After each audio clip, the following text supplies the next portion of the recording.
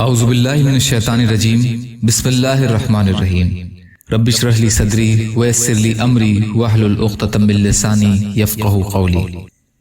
اخلاص نیت کے بارے میں اللہ کے نبی صلی اللہ علیہ وسلم کی حدیثیں۔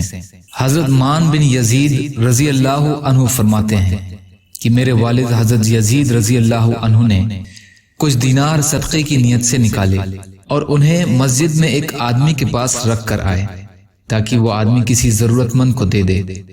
میں مسجد میں آیا اور میں ضرورت مند تھا، اس لیے میں نے اس آدمی سے وہ دینار لے لیے اور گھر لے آیا۔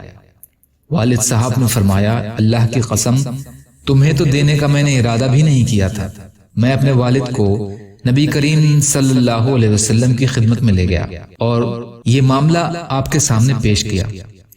آپ صلی اللہ علیہ وسلم نے فرمایا، یزید جو تم نے صدقہ کی نیت کی تھی اس کا ثواب تمہیں مل گیا، اور مان جو تم نے لیا وہ تمہارا ہو گیا، تم اسے اپنے استعمال میں لا سکتے ہو۔ بخاری کی حدیث۔